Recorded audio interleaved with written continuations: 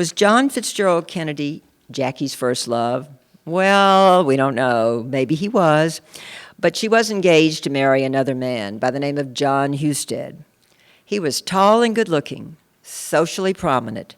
He had an impeccable WASP background, and he had a promising career on Wall Street.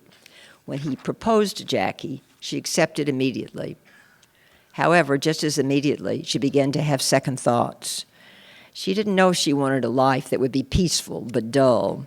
She had a large ambition, and she was not eager to be just the wife of another Wall Street businessman. Plus, she didn't want the life of a New York City society matron, which her mother had. Let's not forget what Jackie put in her school yearbook at Miss Porter's.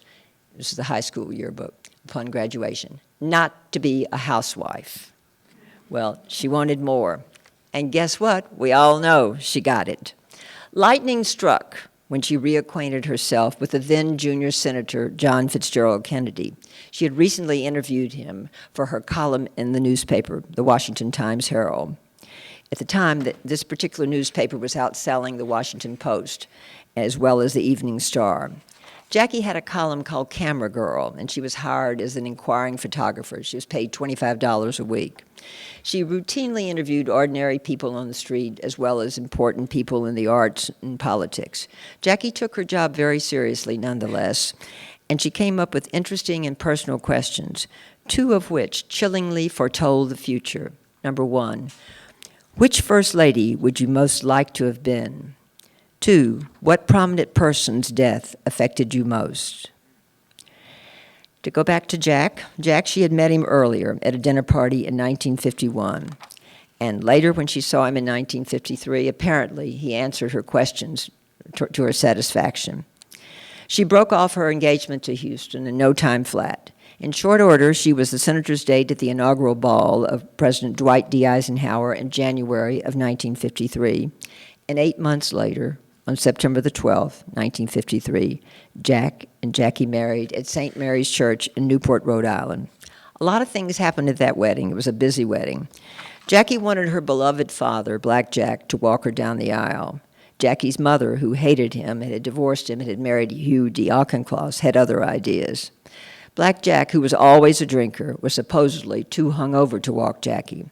Some people speculate, whether it's true or not true, because they're still debating this, that Janet, now married to Hugh D. Auchincloss, had deliberately created this drunken situation.